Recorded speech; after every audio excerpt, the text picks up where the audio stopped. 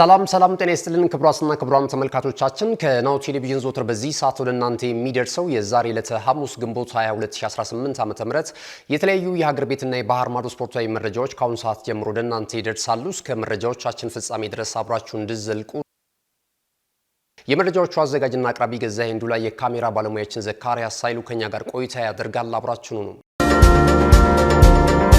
ወደ ቀዳሚው የሀገር ቤት ስፖርታዊ መረጃችን ስናልፍ የኢትዮጵያ ብሔራዊ ቡድንን የተመለከተውን መረጃ ቀዳሚ እናደርጋለን። የኢትዮጵያ ብሔራዊ ቡድን ግንቦት 29 እና ሰኔ 2 የሚያደርጋቸውን የወዳጅነት ጨዋታ አስመልክቶ የብሔራዊ ቡድኑ አሰልጣኝ ኢንስትራክተር ዮሐንስ ሳህሌ ለ23 የብሔራዊ ቡድኑ ተጫዋቾች ጥሪ አቅርበዋል ማለት ነውና ይህንን በተመለከተ በተለይ ጥሪውን ካስተላለፉ በኋላ የተጫዋቾች ምርጫ ላይ የእግር ኳሱ ቤተሰቦች ደግሞ እንደዚሁ ለሁለት ተከፍለው እነንትና መካተት ነበረባቸው፣ እነንትና ለምን ቀሩ፣ እነንትና ለምን ተመረጡ የሚሉ አስተያየቶችን እየተመለከትን እንገኛለንና ይህንን በተመለከተ የተለያዩ ሀሳቦችን ልናነሳ እንችላለን። ነገር ግን እንግዲህ የኢትዮጵያ ብሔራዊ ቡድን በቅርቡ ነው ዋና አሰልጣኙን ወደ ብሔራዊ ቡድኑ ኃላፊነት የሾሙት ማለት ነውና የኢትዮጵያ እግር ኳስ ፌዴሬሽን ከዚህ ቀደም እንግዲህ ሰፊ ዝግጅት እንዳያደርጉ የብሔራዊ ቡድኑ አሰልጣኞች የዝግጅት ጊዜ ያጥራቸዋል የሚሉ ከውጤቱ መመዝገብ ጋር ወይም ደግሞ ከውጤት መጥፋት ጋር በተያያዘ እንደዚህ አይነት ቅሬታዎችን ሲያስተናግድ መቆየቱ የሚታወስ ነውና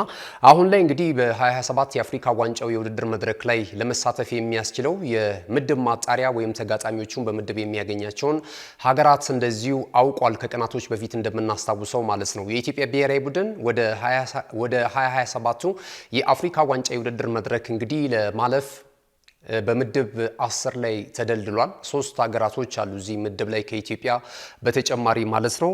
ሴኔጋል፣ ሱዳን እና እንደዚሁ ሞዛምቢክ የመሳሰሉ ብሔራዊ ቡድኖች ተካቷል። እንግዲህ በምስራቅ አፍሪካ ሀገራቶቹ በሶስቱ ሀገራት በጣምራ አዘጋጅነት በሚከናወነው የአፍሪካ ዋንጫ የውድድር መድረክ ላይ ለመሳተፍ ማለት ነው ዩጋንዳ፣ ታንዛኒያ እና እንደዚሁ ኬንያ በጣምራ እንደሚያሰናዱት ይታወቃል። ይህንን የአፍሪካ ዋንጫ እዛ የውድድር መድረክ ላይ ለመሳተፍ የቅድመ ማጣሪያ ጨዋታዎች አሉ የምድብ ማለት ነውና እነዚህን ጨዋታዎች ለማድረግ የሚያስችለውን የቅድመ ማጣሪያ የምድብ ጨዋታዎቹን ያከናውናል። የፊፋ ካሌንደር ዝግ በሚሆንበት ሰዓት ላይ እንግዲህ ይህንን የካሌንደር የረፍት ጊዜ በመጠቀም ብሔራዊ ቡድኑ የሚገኝበትን አቋም ለመፈተሽ ነው ከማላዊ አቻው ጋራ ይህንን ሁለት ጨዋታ የሚያከናውነው ተብሏል ማለት ነው።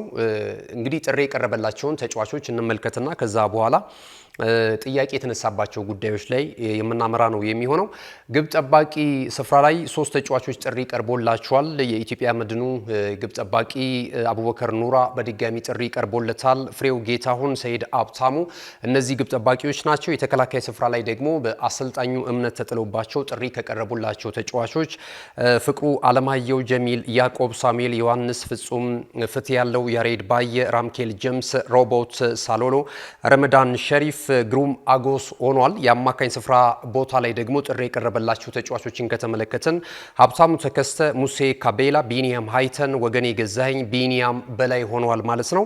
የአጥቂ ስፍራ ላይ ስንመለከት በርከት ያሉ ተጫዋቾች ጥሪ ተላልፎላቸዋል።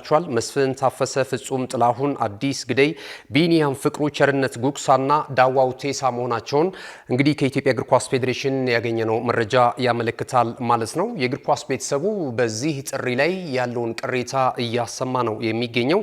ለምሳሌ ያህል በዱባይ በኦማን ሊግ ይመስለኛል እየተጫወተ የሚገኘው ከነሃን ማርክነ ጥሩ የፊት መስመር አጥቂ እንደሆነ በተደጋጋሚም ለኢትዮጵያ ብሔራዊ ቡድን ምርጫ እንደተደረገለት ይታወቃልና በዚህ ስብስብ ውስጥ ያለመካተቱ ከሱ ያለመፈለግ ነው ወይስ ደግሞ ምናልባት በውጪ ሊግ ስለሚጫወት ጊዜ ስለማይኖረው ይህም ደግሞ የወዳጅነት ጨዋታ ስለሆነ ይህንን አልፈ ነው ለሌሎች እድል ብንሰጥ የሚል እሳቤ ነው ወይስ ከምን የመነጨ ነው የሚል ቅሬታ ነው እንግዲህ እየቀረበ የሚገኘው ማለት ነው። የፊት መስመሩ ላይ ከነሃን ማርክነ በብሔራዊ ቡድን ውስጥ ጥሪ ያለመድረሱን ተከትሎ ይህን እንደዚህ አይነት ቅሬታ እያቀረቡ ነው የሚገኘው። ሌላው ደግሞ የሲዳማ ቡና የፊት መስመር አጥቂ የቀድሞ ቅዱስ ጊዮርጊስ እግር ኳስ ክለብ ከዛም በግብጽ ሊግ ሲጫወት የምናውቀው በብሔራዊ ቡድኑም በተደጋጋሚ ጥሪ ቀርቦለት ተጫዋች ሲጫወት ነበር። አሁን ደግሞ የኢትዮጵያ ፕሪሚየር ሊግ የከፍተኛ ጎል አስቆጣሪነትን ትራክ በቀዳሚነት እየመራ የሚገኘው አቤል ያለው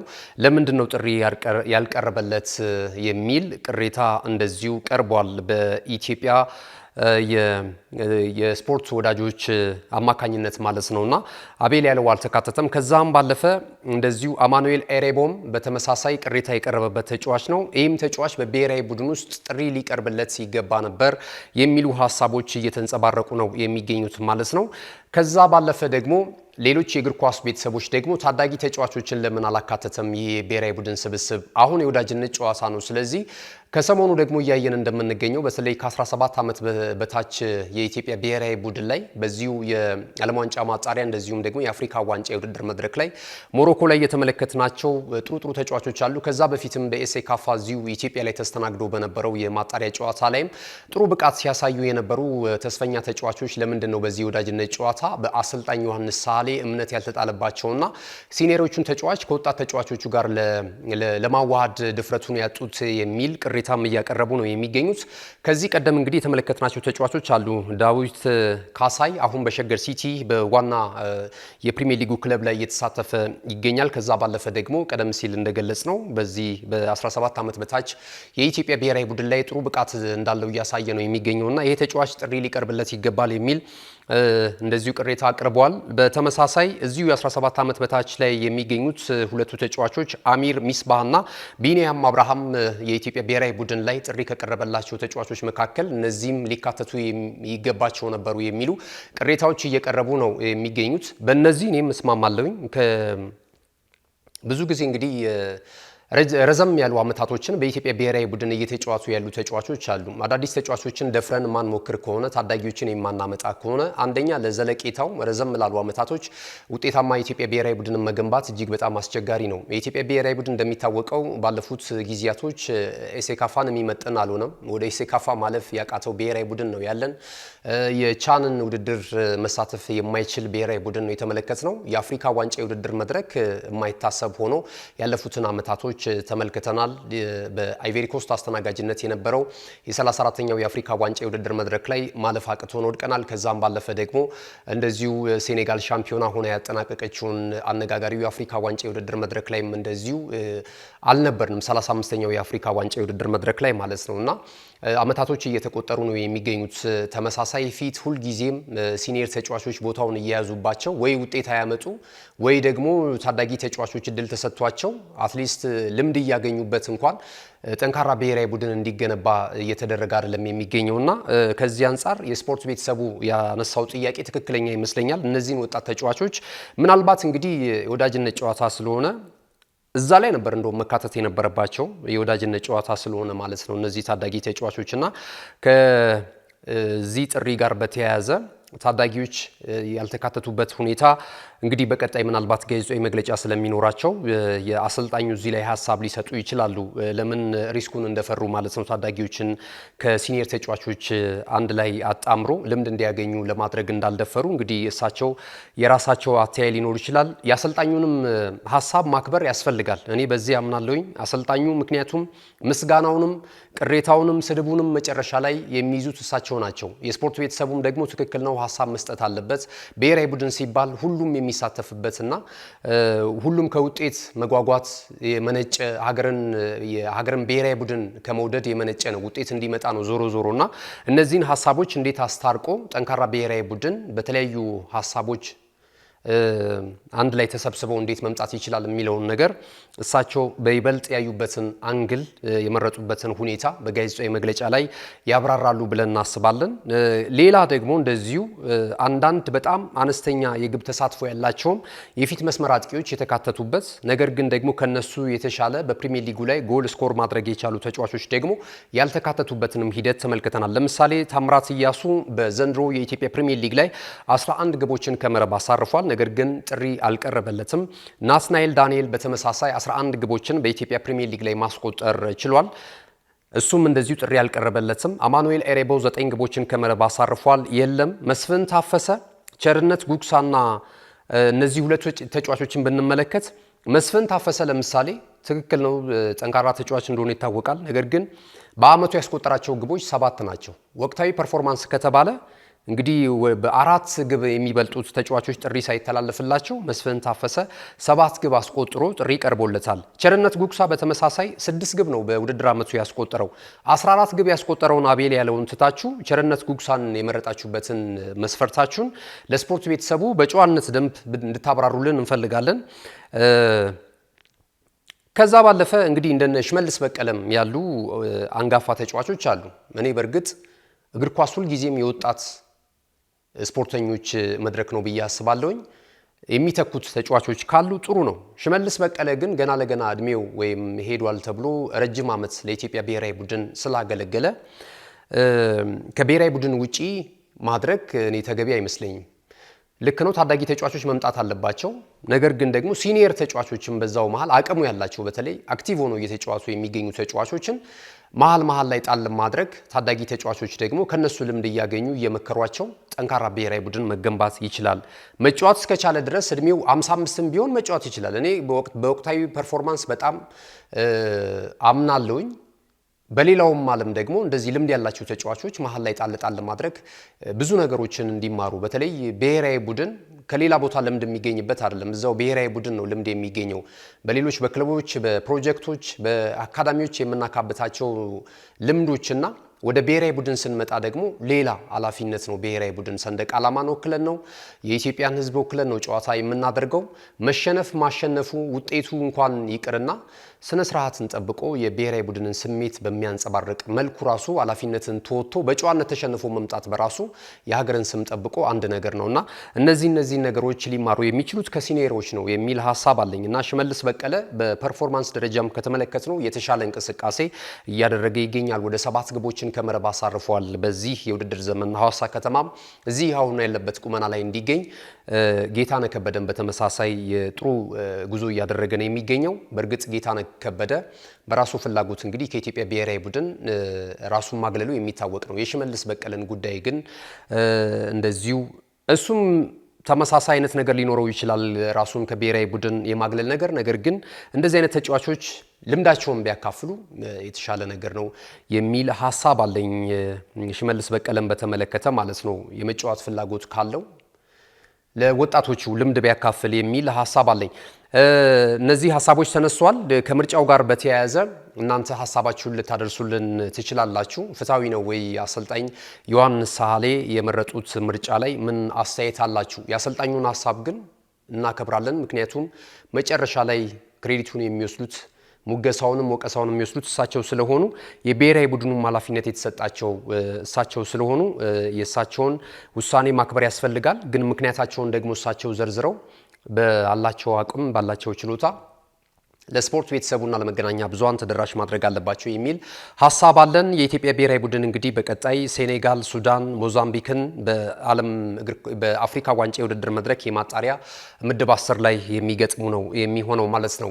በዚህ ወደ ሌላኛው የሀገር ቤት ስፖርታዊ መረጃችን ስናልፍ ደግሞ የሲቢ ኢትዮጵያ ፕሪሚየር ሊግ የ34ኛ ሳምንት ጨዋታዎች ከዛሬ ጀምረው በአዳማ ሳይንስና ቴክኖሎጂ ዩኒቨርሲቲ ስቴዲየም እንደዚሁም በአዲስ አበባ ስቴዲየም እንደሚከናወኑ ሊግ ሼር ካምፓኒው ያደረሰን መረጃ ያመለክታል ማለት ነው። ዛሬ በአዲስ አበባ ስቴዲየም ቀን 9 ሰዓት ሲል አንድ የመርሃ ግብሩ መክፈቻ ጨዋታ ይከናወናል።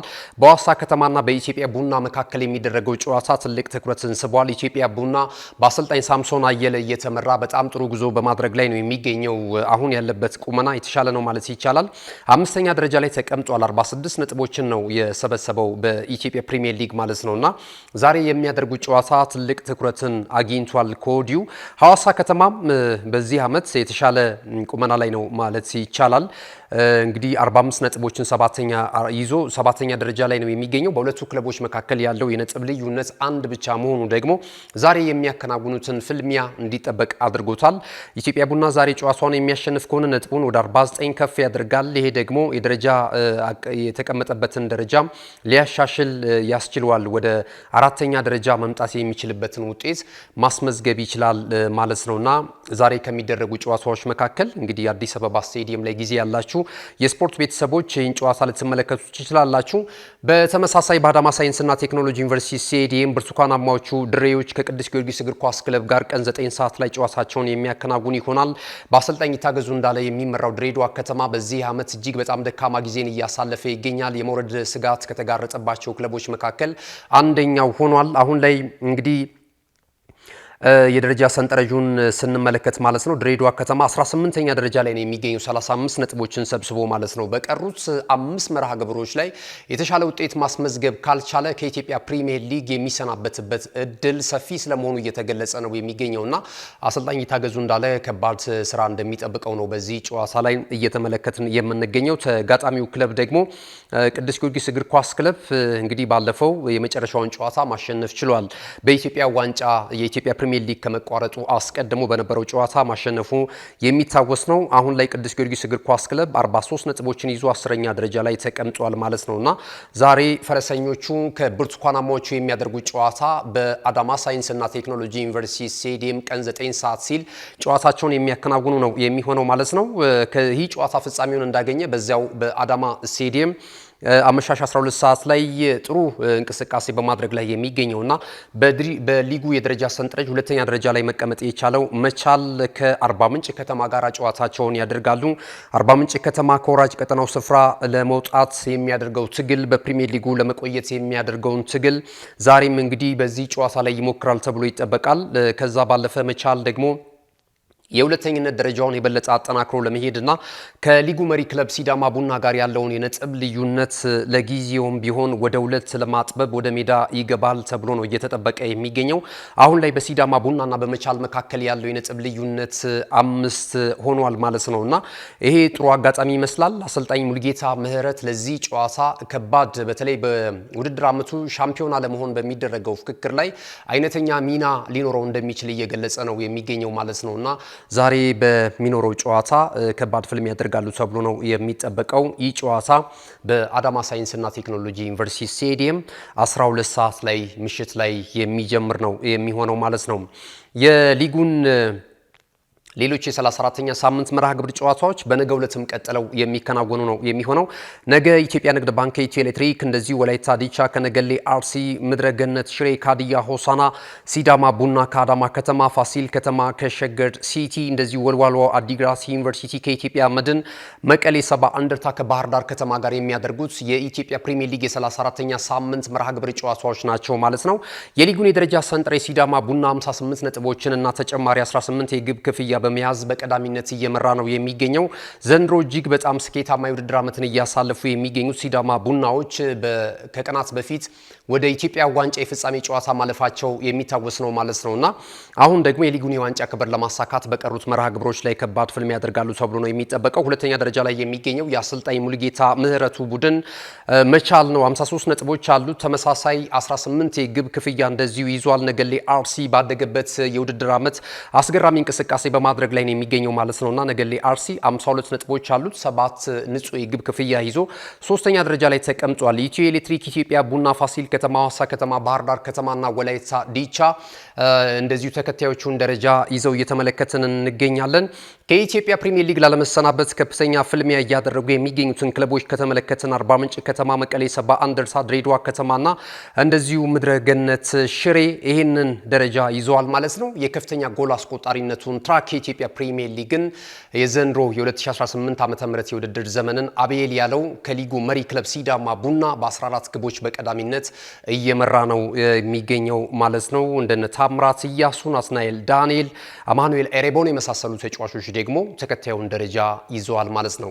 ክቡራትና ክቡራን ተመልካቾቻችን ይህ ናሁ ቴሌቪዥን ነው። ናሁ ስፖርትን እየተከታተላችሁ ስላላችሁ እጅግ በጣም እናመሰግናለን። ቀደም ሲል የሀገር ቤት ስፖርታዊ መረጃዎችን ወደ እናንተ አድርሰናል። ጠቃሚ መልእክቶች አሉ። እነሱን ከተከታተልን በኋላ ወዳልተሰሙ የባህር ማዶ ስፖርታዊ መረጃዎች የምናመራ ነው የሚሆነው። መልእክቶቹን ተከታተልን እንመለስ። ካሽጎ በየትኛውም ዓለም ሆነው በማንኛውም ሰዓት ለወገኑ የሚደርሱበት ፈጣን የገንዘብ መላኪያ ተከፈተሎ። ማስተርና ቪዛ ካርዶን በመጠቀም ከ5 እስከ $20,000 የሚልኩበት አዲስ የገንዘብ መላኪያ መንገድ። ካሽጎን ለየት የሚያደርገው የትኛውም የገንዘብ ዝውውር በፍጥነት አገልግሎት ከመስጠቱም ባሻገር ለማንኛውም አገልግሎት ምንም አይነት ክፍያ አለመጠየቁ ነው። በአገራችን ታሪክ ገንዘብን ከውጪ ወደ ሀገር ቤት በማስተላለፍ በመተግበሪያ መልክ አገልግሎት መስጠት የጀመረው የመጀመሪያው ሀገር በቀል የገንዘብ መላኪያ ዘዴ ካሽጎ ከ4500 በላይ ባሉ የባንክ ቅርንጫፎች አገልግሎት እየሰጠ ይገኛል። ገንዘቦን በሰኮንዶች ልዩነት ውስጥ ይፈልጉ በአካውንቶ ወይንም በእጆ ቆጥረው የሚወስዱበት ልዩ ዘዴ። በቅርቡ ሁሉንም ኢትዮጵያዊ ባለቤት ለማድረግ ጉዞ የጀመረው ካሽጎ ዛሬውኑ መተግበሪያውን በስልኮ ላይ በመጫን የአገልግሎቱ ተጠቃሚ ሆኑ። ፍጥነት መለያችን፣ ኢትዮጵያን መክፈቻችን፣ ካሽጎ ነው መላኪያችን። ካሽጎ የአዲሱ ትውልድ ብራንድ። ተመልሰናል። ክቡራትና ክቡራን ተመልካቾቻችን ቀደም ሲል ከመልእክቶቹ አስቀድመን የሀገር ቤት ስፖርታዊ መረጃዎችን ወደ እናንተ አደረሰናል። ከዚህ ሰዓት ጀምረን ደግሞ ከባህር ማዶ የተገኙ ስፖርታዊ መረጃዎች ወደ እናንተ የሚደርሱ ነው የሚሆነው። ከናሁ ቴሌቪዥን ጋር አብራችሁ ሆናችሁ ናሁ ስፖርትን እየተከታተላችሁ ስለምትገኙ በድጋሚ እጅግ በጣም እናመሰግናለን። ወደ ባህር ማዶ ስፖርታዊ መረጃዎች እንግዲህ የምናልፈው ቀዳሚ የምናደርገው መረጃ ደግሞ የአውሮፓ ኮንፈረንስ ሊግ የውድድር መድረክ የፍጻሜ ጨዋታ መረጃን የተመለከተ ይሆናል። የኮንፈረንስ ሊግ የውድድር መድረክ ሻምፒዮናው ክለብ ታውቋል። ትላንት ምሽት በጀርመን ሬድ ቡል አሬና በተደረገው ጨዋታ እንግዲህ የእንግሊዙ ክለብ ክሪስታል ፓላስ የተጋጣሚውን ሀገር ወይም ደግሞ የስፔኑን ክለብ ራዮ ቫልካኖን 1-0 በሆነ ውጤት በማሸነፍ የመድረኩን የዋንጫ ክብር ለመጀመሪያ ጊዜ በታሪኩ ማሳካት ችሏል። 120 ዓመታትን ያስቆጠረው እንግዲህ ክሪስታል ፓላስ ትላንት በአሰልጣኝ ኦሊቨር ግላንስለር እየተመራ የመድረኩን የዋንጫ ክብር በአውሮፓ መድረክ ለመጀመሪያ ጊዜ ለክለቡ እንደዚሁ ማስመዝገብ ችሏል ማለት ነው። ትላንት በነበረው እንቅስቃሴ እንግዲህ ጀርመን እጅግ በጣም ደማቅ ሆና ተመልክተናታል። በነበረው እንቅስቃሴ ላይ ክሪስታል ፓላሶች የተለያዩ እድሎችን እንደዚሁ መፍጠር ችሏል በጨዋታው አጋጣሚ ማለት ነው። ራዮ ቫልካኖም በዘንድሮ ዓመት በላሊጋውም ተመልክተነዋል። 8ኛ ደረጃን ይዞ ነው ያጠናቀቀው። በጣም ጥሩ እንቅስቃሴ ያደርጉ ጥሩ ፉትቦል የሚጫወቱ ቡድን ሆኖ ቀርበዋል በዚህ ዓመት ባደረጓቸው ጨዋታዎች ማለት ነውና ትላንት ምሽትም በተመሳሳይ በፍጻሜው ጨዋታ ላይ አዝናኝ እንቅስቃሴ ለማድረግ ጥረት ሲያደርጉ ነበረ። በእርግጥ ሁለቱም ቡድኖች ጥንቃቄ የተሞላበት ጨዋታ ነበር ሲያከናውኑ የነበሩት። ከጨዋታውም የጎል ልዩነት መረዳት ይቻላል። እንግዲህ 1-0 በሆነ ውጤት ነው ይህን ጨዋታ ማሸነፍ የቻሉት ፓላሶች ማለት ነው። ብቸኛውን ግብ ደግሞ ከመረብ ማሳረፍ የቻለው በእድሜው ማምሻ ወደ ብሔራዊ ቡድኑም ጥሪ የተደረገለት እንደዚሁም ደግሞ በእንግሊዝ ፕሪሚየር ሊግ ላይም አሁን ላይ የፊት መስመር ላይ ከሚጠሩ ተጫዋቾች መካከል አንደኛው የሆነ የሚገኘው ፊሊፕ ማቴታ ነው። ፊሊፕ ማቴታ አስገራሚ ብቃቱን በማሳየት ላይ ይገኛል። ፈረንሳይ ብሔራዊ ቡድንም ጥሪ እንደቀረበለት ይታወቃል። ከዛ ቀደም እንግዲህ በተለይ ከአንዳንድ መገናኛ ብዙሃን ጋር በነበረው ቆይታ ይታወቃል። የቀድሞ የቡድን አጋሮቼ ወደ ፈረንሳይ ብሔራዊ ቡድን እንደማልጠራ ነበር የሚነግሩኝ። እኔ ደግሞ ወደ ፈረንሳይ ብሔራዊ ቡድን አንድ ቀን እጠራለሁ ብዬ እንኳን ስነግራቸው ያፌዙብኝ ነበረ። ነገር ግን ጠንክሮ መስራት ለዚህ ክብር ያበቃል። የፈረንሳይ ብሔራዊ ቡድንን ወክዬ በዓለም እግር ኳስ ዋንጫ የውድድር መድረክ እመጣለሁ የሚል ሀሳብ ሲገልጽ ነበርና አሁን ደግሞ ከክለቡ ጋራ ዋንጫ ማሳካቱ የበለጠ በዓለም ዋንጫው ላይ ለሚያሳየው ብቃቱ የበለጠ በራስ መተማመን ሊፈጥርለት እንደሚችል ከጨዋታው መጠናቀቅ በኋላ እንግዲህ የመገናኛ ብዙሃን በተለይ የፊሊፕ ማቴታን እድገትና በክሪስታል ፓላስ ውስጥ ያመጣውን ለውጥ አስመልክተው አሰልጣኙም የሚጠቀሙበት የሱን ብቃት የሚጠቀሙበትን ሂደት እንደዚሁ ሲያደንቁለትና ከፍ ሲያደርጉለት ነበረ ማለት ነው። ምሽት ላይ አሰልጣኝ ኦሊቨር ግላንስለር እንግዲህ እጅግ በጣም አስደናቂ አሰልጣኝ መሆናቸውን እያስመሰከሩ ይገኛሉ። አነስተኛ በጀት ከሚመደብላቸው ክለቦች መካከል አንደኛው የደቡብ ለንደኑ ክለብ ክሪስታል ፓላስ መሆኑ ይታወቃል። ነገር ግን ደግሞ እኚህ አሰልጣኝ በፓላስ ቤት ትልቅ አብዮት ይዘው እየመጡ ነው የሚገኙት። በሁለት ዓመት ቆይታቸው 3 የዋንጫ ክብርን ማሳካት ችለዋል። ከትላንት ምሽቱ የኮንፈረንስ ሊግ የውድድር መድረክ ሻምፒዮናነት ጋር ተያይዞ ማለት ነው። ከዚህ ቀደም እንግዲህ የ2025 ላይ እንደምናስታውሰው የኤፍኤ ካፕ የመድረክ የዋንጫ ክብርን ማሳካት ችለዋል። የኮሚኒቲ ሺልድ የዋንጫ ክብርንም እንደዚሁ ማሳካት የቻሉበትን ሂደት እናስታውሳለን። ትልልቆቹን የፕሪሚየር ሊጉን ክለቦች በማሸነፍ ነው እነዚህ ዋንጫ ክብሮችን ማሳካት የቻሉትና በዚህ የኮንፈረንስ ሊግ የውድድር መድረክ ላይም ለመሳተፍ ያበቃቸው የኤፍኤ ካፕ የዋንጫ ክብርን ማሳካታቸው ነው። ያው በአቋራጭ መንገድ እንደመጡ ትላንትም በመረጃ ሰዓታይ ስገልጽላችሁ ነበርና እኛ አሰልጣኝ እንግዲህ በሁለት ዓመት ቆይታ 3 የዋንጫ ክብሮችን ማሳካት በክሪስታል ፓላስ ቤት በጣም ከባድ ይመስለኛል። ምክንያቱም ብዙም የማይታወቁ ተጫዋቾችን አሁን ወደ ከፍታ እያወጧቸው ነው የሚገኙትና ክሪስታል ፓላስም እውቅ ተጫዋቾችን በመሸጥ ገንዘብ በመሰብሰብ የበለጠ የፋይናንስ ጡንቻውን እንዲፈረጥም እያደረጉና ተፎካካሪ እያደረጉት ነው የሚገኙት እኛ አሰልጣኝ ማለት ነው። ነውና በቀጣይ እንግዲህ እንዲቆይላቸው ይፈልጋሉ እኛ አሰልጣኙ ግን ከክለቡ ጋር የመቆየት ፍላጎት እንደሌላቸው በተለያዩ አጋጣሚዎች ሲገልጹ ነበር። በቀጣይ እንግዲህ የእሳቸውን ውሳኔ የምንመለከተው ይሆናል። በጨዋታው ሂደት ላይ አዳም ዋትሰን የጨዋታው ኮከብ በመባል እንደዚሁ የሽልማት ክብርን መጎናጸፍ ችሏል። አዳም ዋትሰን ወጣት የ22 ዓመት እንደዚሁ የአማካኝ ስፍራ ተጫዋች ነው። ይህንን ተጫዋች ለማስፈረም ብዙ የእንግሊዝ ፕሪሚየር ሊግ እና ተጨማሪ ሌሎች የአውሮፓ ታላላቅ ክለቦች ራዳር ውስጥ ነው የሚገኘው ይሄ ተጫዋች ማለት ነውና አሁን ምናልባት ወደ ሊቨርፑል ሊያመራ የሚችልበት እድል ሰፊ ስለመሆኑ እየተገለጸ ነው የሚገኘው። አዳም ዋትሰንን በተመለከተ ማንቸስተር ዩናይትድም ከፍተኛ ፍላጎት ሲያሳይ የነበረ በክረምቱ የተጫዋቾች የዝውውር መስኮት ከወዲሁ ንግግሩን ጨርሶ ለመጠበቅ ፍላጎት ሲያሳይ ነበረ። አሁን ግን ዩናይትድ የተለያዩ አቅጣጫዎችን መመልከቱን ተከትሎ የመርሲሳይዱ ክለብ ሊቨርፑል እየገፋ እየሄደ ይህንን ተጫዋች እጁ ለማስገባት ከጫፍ እንደደረሰ እየተገለጸ ነው የሚገኘው ማለት ነው። ተጫዋቹን ለማግኘት የመርሲሳይዱ ክለብ ሊቨርፑል እስከ 100 ሚሊዮን ዩሮ ምናልባት ኢንቨስት ሊያደርግ የሚችልበት እድል እንዳለ እየተገለጸ ነው የሚገኘው። ፓላሶች እንግዲህ እንደምትመለከቱት ነው ትልቅ ክለብ ለመሆን በሚገርም ትራክ ላይ ነው የሚገኙት ማለት ነው። ተጫዋቾችን እየሸጡ ነው በውድ ዋጋ። ከዚህ በፊት እንግዲህ ኤቤሬቺ ኤዜን አይተናል። እንደነ ማርክ ጉዌን ለቀው ሲቲን የተቀላቀሉበትን ሂደት ማስተዋስ ይቻላል። ሚሼል ኦሊሴ ወደ ባየር ሙኒክ ያቀናበትን ሂደት እናስታውሳለን። አሁን ደግሞ ሌሎችንም ኮከቦች እያበቁ ነው የሚገኙት። ልክ በብራይተን ቤት የምናየውን ታዳጊዎችን አብቅቶ በመሸጥ በከፍተኛ ገንዘብ እንደዚሁ ክለባቸውን ደግሞ ግራስሩት ላይ የበለጠ እንዲሰራ አካዳሚዎችን እንዲያጠናክር የኢንፍራስትራክቸር ስራዎችን እንዲሰራ እያስቻሉ ነው የሚገኙት ማለት ነው። መሰረተ ልማት ላይ እንደምንመለከተው ማለት ነውና ከዚህ ጋር ተያይዞ አሁን ደግሞ አዳም ዋትሰን ቀጣይ ክሪስታል ፓላስን ሊለቅ የሚችልበት ሂደት እንዳለ ይሄም ጉዳይ የሊቨርፑል ሰዎች እየቋጩት እንዳሉ እየተገለጸ ነው የሚገኘውና ከወዲሁ ነው እንግዲህ ዘንድሮ ዓመት እንደምትመለከቱት የክረምት የዝውውር መስኮት ከመከፈቱ አስቀድሞ ከተጫዋቾች ጋርና ከተጫዋቾች ባለንብረት ክለብ ጋራ ቃል ኪዳን እያሰሩ ነው የሚገኙት ማለት ነው ፈላጊ ክለቦች።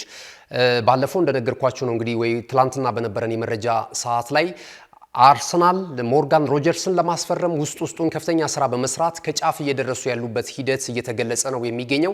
ከዛ ባለፈ ደግሞ ባርሴሎና ትላንት ሐሳብ ይህንን መረጃ በሰጧችሁ በሰዓታት ልዩነት አንቶኒ ጎርደንን ለማስፈረም ከጫፍ መድረሱ ተገልጿል። በአጠቃላይ መረጃዎች እንደሚያሳዩት ከሆነ አንቶኒ ጎርደን የብሉ ግራናዎቹ ንብረት መሆኑን አረጋግጧል። ከዚህ በኋላ በማክፓይሶቹ ቤት የሚቆይበት እድል እንዳሌለ እየተገለጸ ነው የሚገኘው ማለት ነውና ባርሴሎናም የዚህን የተጫዋች ዝውውር እንደዚሁ እየገለጸ ያለበትን ሁኔታ እየተመለከትን እንገኛለን። ሊቨርፑል ደግሞ አሁን አዳም ዋትሰንን ለማስፈረም እንደዚሁ ከጫፍ ደርሷል ማለት ነው።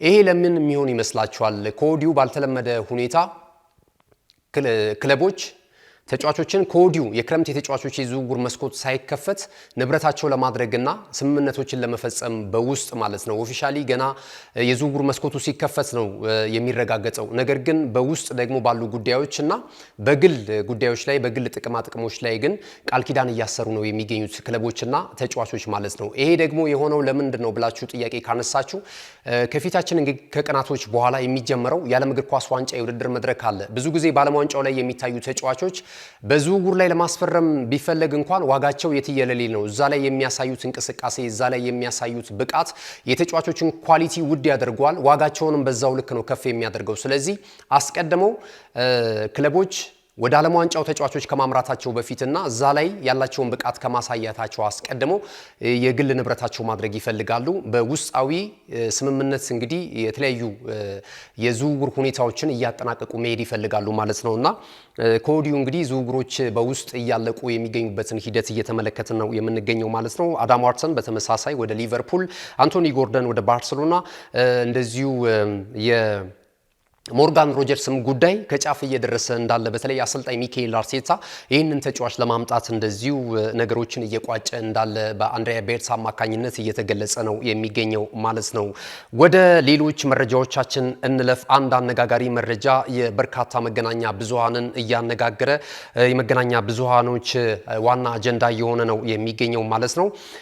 እንግዲህ ጠንቋዮች፣ ፓስተሮች በተለያየ መልኩ እንደዚህ ኦፕታን ጨምሮ ማለት ነው በዘመናዊ በቁጥራዊ መረጃዎችን መሰረት አድርገው ከዛም ባለፈ ደግሞ በተለምዶ እንስሶችም ጭምር የሊጋቸውን የዋንጫ ክብር ቀጣይ ዓመት ማን ሊያነሳ ይችላል የሚሉ መላ ምቶችን ይሰጣሉ ወይም ትንበያዎችን ይሰጣሉ ማለት ነውና አሁን ላይ ከወደ ዩጋንዳ የተሰማው መረጃ ደግሞ በርካቶችን እያነጋገረ ነው የሚገኘው።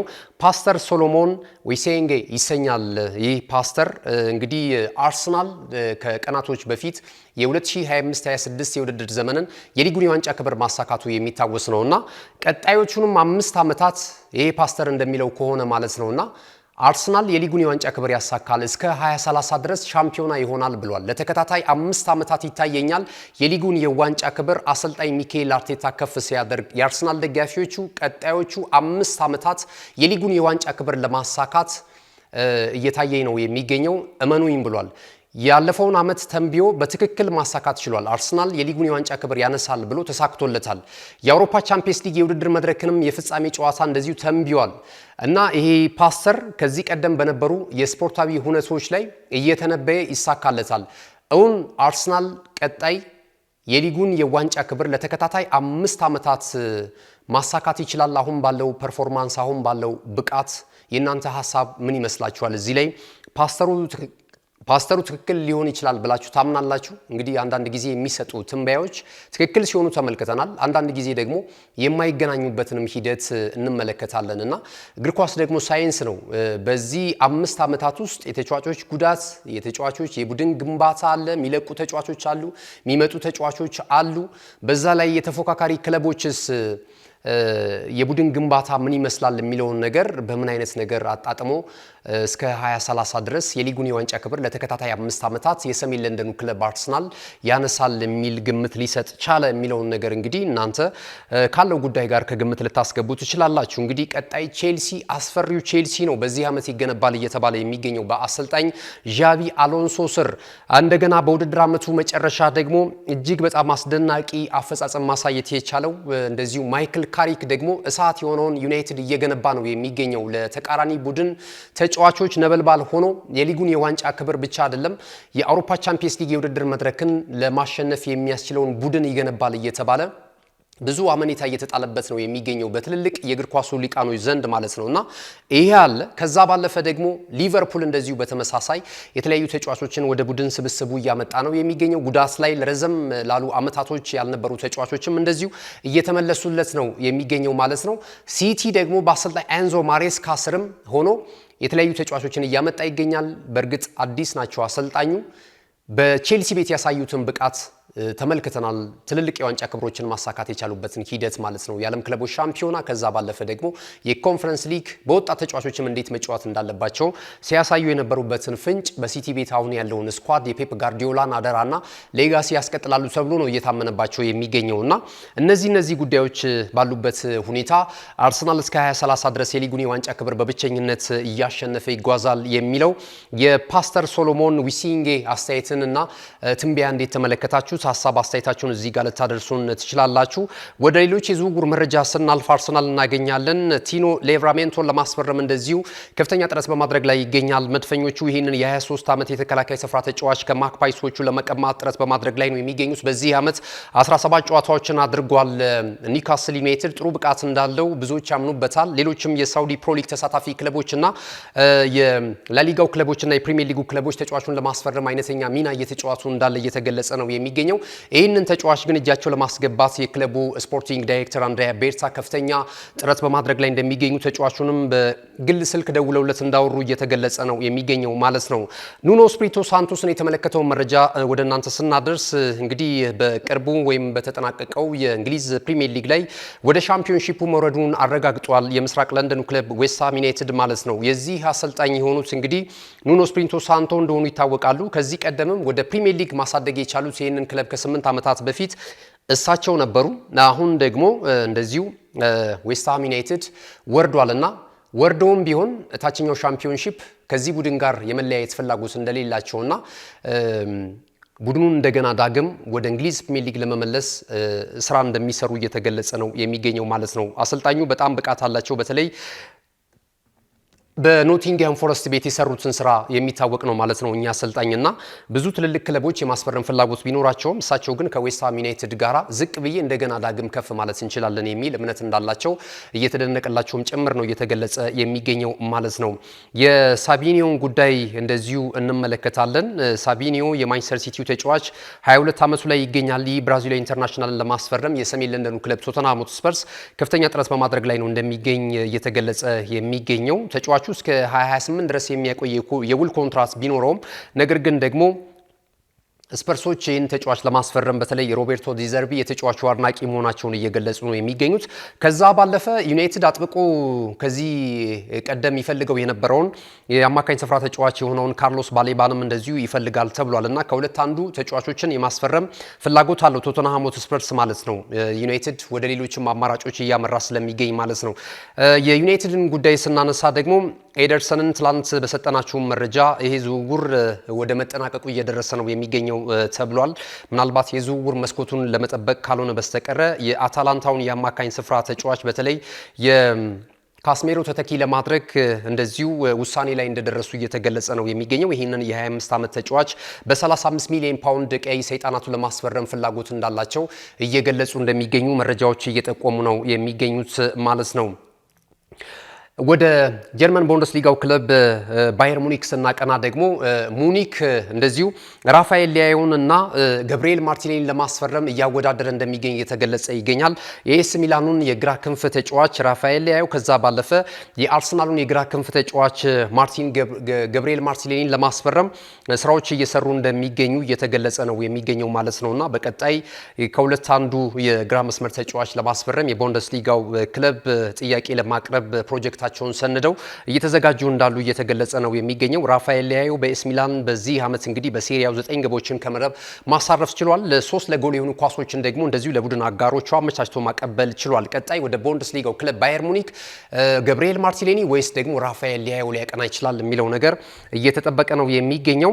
ጁሊያን ቲምበርን በተመለከተ እንግዲህ የተለያዩ መረጃዎች እየወጡ ነው የሚገኙት። ከነገ በስቲያ ለሚደረገው የአውሮፓ ቻምፒየንስ ሊግ የውድድር መድረክ የፍጻሜ ጨዋታ የአርሰናልን ማሊያ ወክሎ ወይም ለብሶ በፍጻሜው ጨዋታ እንደሚገኝ እየተነገረ ነው የሚገኘው። ወደ ልምምድ ተመልሷል ተብሏል። ለመድፈኞቹ ትልቅ ጥንካሬ ሊያላብሳቸው እንደሚችል እየተነገረ ነው የሚገኘው። በተለይ በቀኝ መስመር ላይ የማጥቃት እንቅስቃሴውን እንዴት እንደሚያሳልጥ እንደዚሁም ደግሞ የመከላከል ብቃትና አቅሙም ይታወቃልና ይሄ ተጫዋች ባልነበረበት ጊዜያት አርሰናሎች ሲቸገሩ የነበሩበትን ሂደት ተመልክተናል። በተለይ ደግሞ አሁን እዛ ቦታ ላይ የሚጫወተው ቤንጃሚን ዋይት ጉዳት እንዳጋጠመው ይታወቃልና አሁን የዚህ ተጫዋች ከጉዳት ማገገምና ልምምድ መጀመር ከነገ በስቲያ ለሚደረገው የታላቁ የአውሮፓ ቻምፒየንስ ሊግ የውድድር መድረክ ፍጻሜ ላይ አርሰናሎች የበለጠ ትልቅ ተስፋን እንዲሰንቁ እያደረጋቸው እንደሚገኝና ተጫዋቹ በጥሩ መነቃቃት ላይ ታሪካዊውን የዋንጫ ክብር ለማሳካት ከቡድን አጋሮቹ ጋር ስለመዘጋጀቱም እየተገለጸ ነው የሚገኘው ማለት ነው። ክቡራትና ክቡራን ተመልካቾቻችን ከሀገር ቤትና ከባህር ማዶ ለዛሬ ዕለት ሐሙስ ግንቦት 22 2018 ዓ.ም በእኔና በባልደረቦቼ የተሰናዱ ስፖርታዊ መረጃዎቻችን ይሄንን ይመስሉ ነበር። ስለተከታተላችሁን ምርጫችሁን አድርጋችሁ ከናሁ ስፖርት ጋር ቆይታ ስላደረጋችሁ እጅግ በጣም እናመሰግናለን። መረጃዎችን ወደ እናንተ በማድረስ ገዚያ ሄንዱ ላይ የካሜራ ባለሙያችን እንደዚሁ ዘካሪያስ ሳይሉ ከኛ ጋር ቆይታ አድርጓል። ተወዳጅ ነው ቴሌቪዥን ፕሮግራሞች ወደ እናንተ መድረሳቸውን የሚቀጥሉ ይሆናል። ከቲቪው በተጨማሪ በዩቲዩብ ቻናላችን የተለያዩ አዝናኝና አስተማሪ ፕሮግራሞችን፣ ዜናዎችን ከሀገር ቤት እስከ ባህር ማዶ አዳዲስ መረጃዎችን ታገኙበታላችሁና ይህንን ዩቲዩብ ቻናላችንን ላይክ፣ ሼር፣ ሰብስክራይብ በማድረግ ቤተሰብ እንድትሆኑ ከወዲሁ እንጋብዛችኋለን። መልካም ቀን ይሁንላችሁ።